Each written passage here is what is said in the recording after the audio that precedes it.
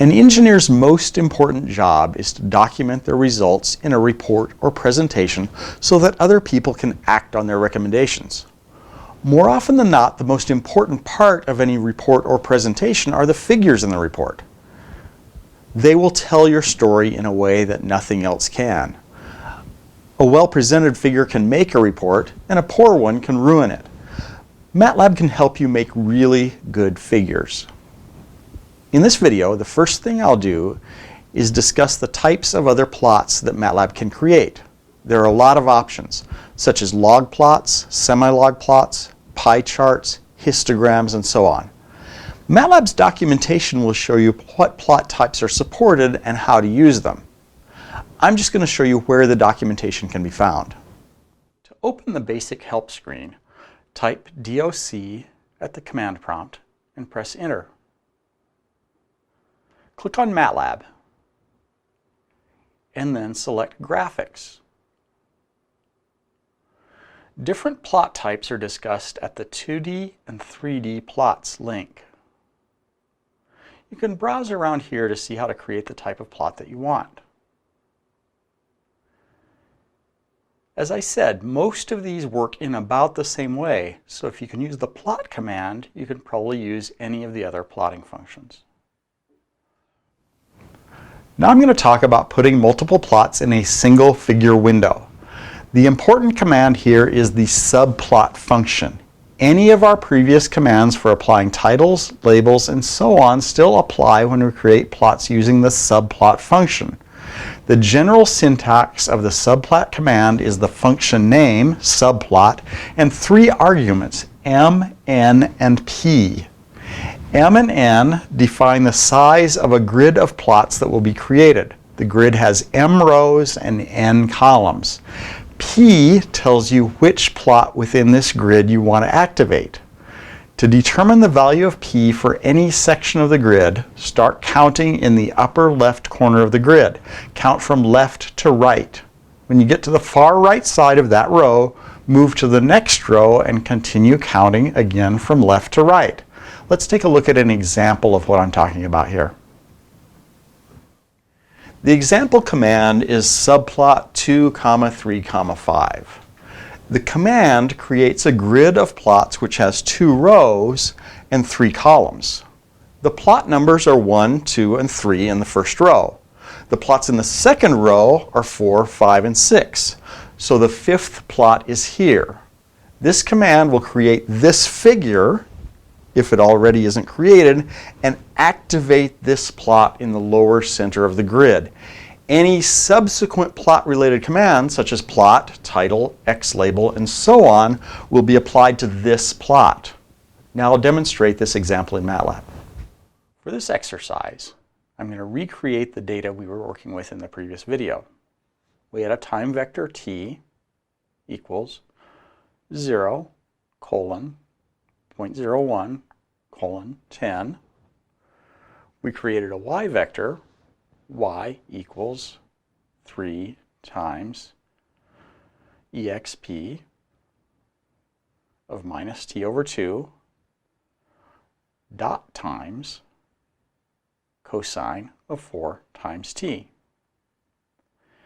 And a z vector, z equals 5 times t dot times exp of minus t. Now to create a figure to work with, type figure and press enter. We get a new blank figure window. Now type subplot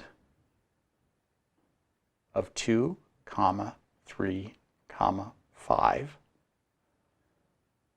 and press enter. The figure window is now subdivided into a grid, and the lower center section of the grid is activated. To plot in that section, just use the plot command as before. For example, plot of t, z. Titles and labels also get applied to that section of the figure. So let's add a title, a subplot, and add a label to the x-axis with the xLabel command. Make that time. Now this section of the figure window remains active until you change it. To move to a new point in the grid, use the subplot command again. So let's type subplot 2, 3, 3, and then add a plot to that section by typing plot t, y. Now we've added that plot to that section of the grid of our subplot. In the next section, I'll show you how to further customize your plots. I've already shown how to change the color and style of line and how to add symbols to the plots. You can also change the plot command to do things like change the width of the line, color in the symbols, set the axis ranges, and so on. First, I'll pretend that I have some data which corresponds to the function y of t. I'll create this by using a different time scale and adding some noise to the function so that it all doesn't look like it's exactly on the line. So let me create a new time vector, t data equals 0, increment by 0.1, and still go to 10. Now I'll create my y data equals 3 times exp of minus t data over 2 dot times cosine of 4 times t data plus some noise. My noise will be 0.5 times, and I'll create a set of random numbers with the randn command. The argument to that is going to be the size of t data. Now I'll plot the data. Type plot of t data, y data, I'll put little circles, red circles at the data points, quote, R, O, end quote, comma. Now on top of that, I'll plot the line itself, t, y, quote, k dash, end quote, to make a black solid line, and close the parentheses. There's our plots. I can add a legend to this by typing legend of, quote, data, end quote, quote, function, end quote, close parentheses.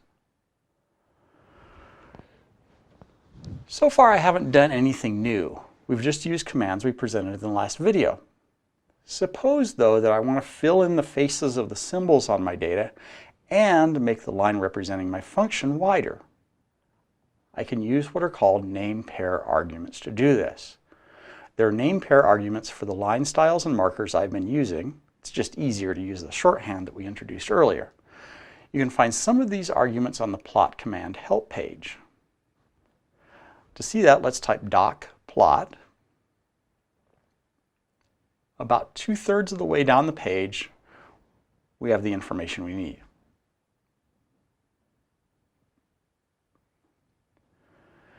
Now to plot the data with a green face color on the symbol markers, type plot of t data, y data, R, O to get the little red zeros, a quote, marker face color, end quote, a comma, another quote, and the code for green, a G. Then close the second quote. To plot the function, but with a wider line, type plot of t, y, k dash, we still want a black solid line, quote, line width, to change the line width, a comma, and the line width we want. I'll choose a 2. Notice that when I changed the face color of the markers, the code was a string and was in single quotes. When I changed the line width, the code was a number and required no quotes. These codes can get a bit tricky if you try to plot multiple sets of data within the same plot command. So if you want to do this, I'd recommend plotting each data set individually and using the hold command to overlay them. To illustrate this, I'll first clear the figure. Now I'll use the up arrow on my keyboard to plot the first data set. Then I'll type hold on and use the up arrow to plot the second data set.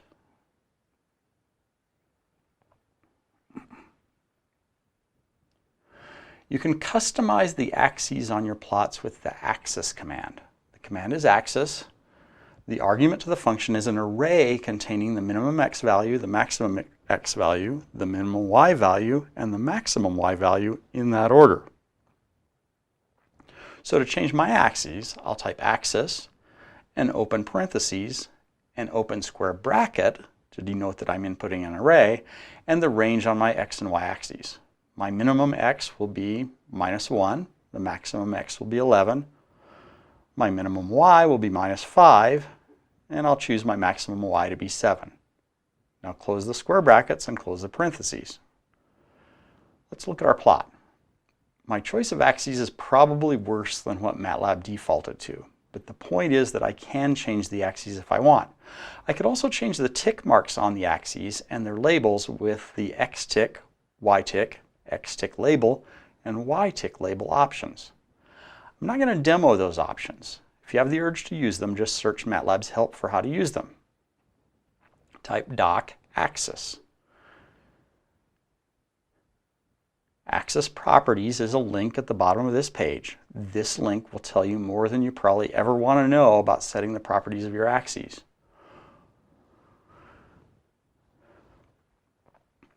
One thing that is rather handy and easy to do is to put a grid on your plot. The command is just grid.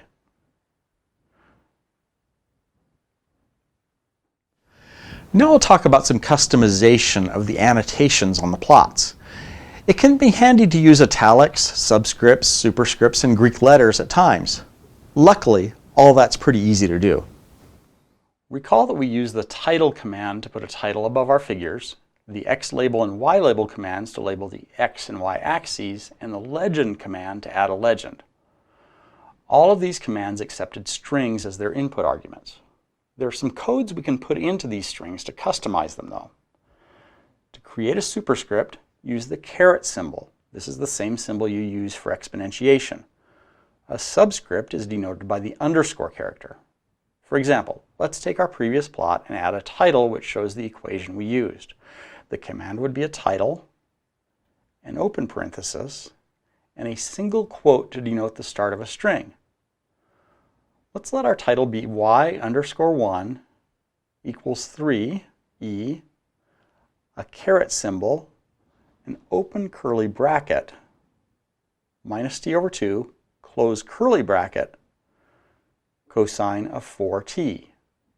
Now terminate the string with a single quote and close the parentheses. Notice that the curly brackets grouped the -t/2 term so that the subscript operation applied to the entire group. If I'd left off the curly brackets, only the first character after the caret would be subscripted. To add Greek symbols, use a backslash and then a code for the symbol you want. Usually, for Greek letters, the code is just the letter name spelled out phonetically. So let's put a vertical axis label on our plot by typing Y label, open parentheses, quote, this is a Greek letter, colon, space, \beta to put the Greek letter beta there, another quote, and closing the parentheses. Italicizing is done with the code IT. Type a backslash, IT, and the remainder of the string will be italicized. Let's add a label to the x-axis by typing x label, parentheses, a quote, here is some, \IT, italicized text. quote, close parentheses. If you want to italicize just a portion of the text, use the curly bracket trick. Let's type X label, parentheses, quote, just one, open curly bracket, \it word, close curly bracket, is italicized, end quote, close parentheses. Italicizing is especially nice in conjunction with Greek letters. It's typical in mathematical expressions to show these symbols in italics. Let's change our title. I'll type title, open parentheses, quote, the letter, curly bracket, \it, \beta, close curly bracket to end my italicization, is italicized, close quote, close parentheses. We can also use some of our previous knowledge to change the font. Let's use the up arrow to get to our previous title and add a font size code to increase the title font to 16 points.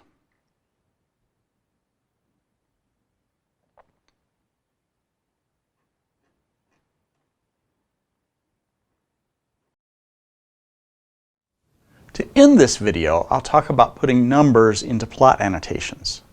MATLAB treats text strings fundamentally differently from numbers, since MATLAB's plot annotation functions, such as title, X label, Y label, and so on, expect text strings as their arguments. There's a trick to sneaking numbers into your annotations.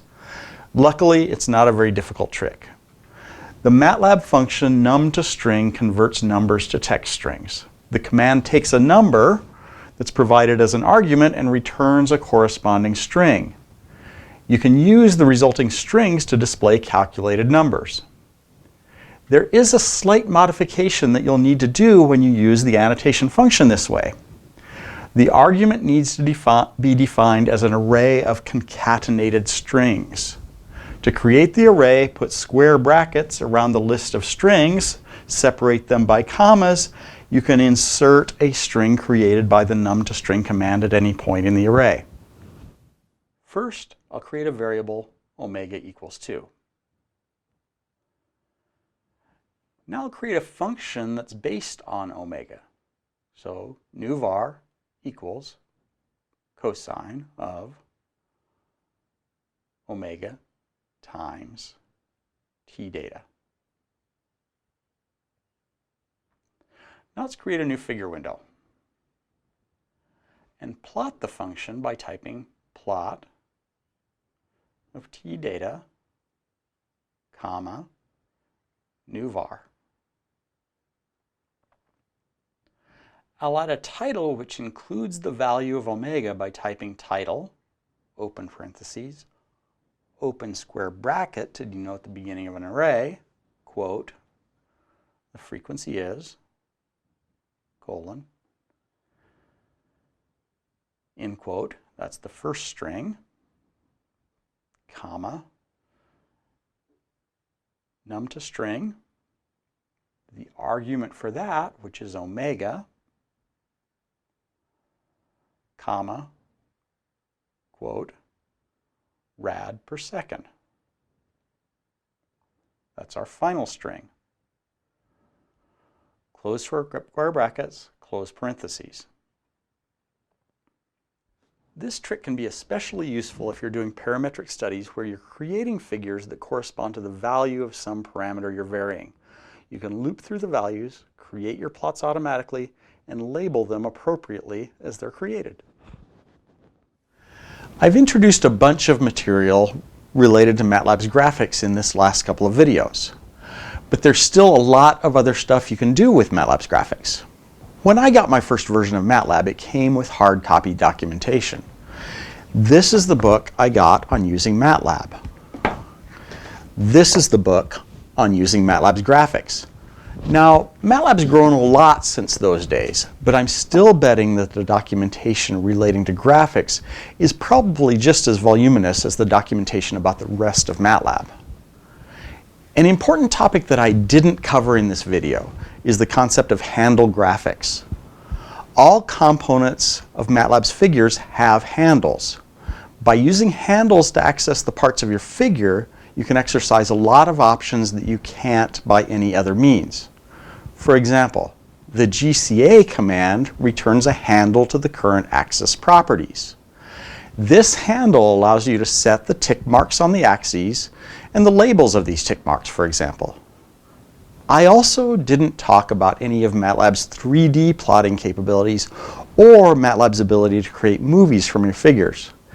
If you're interested in 3D plots, look up the surf and mesh commands. Movies are easily created with the getFrame command.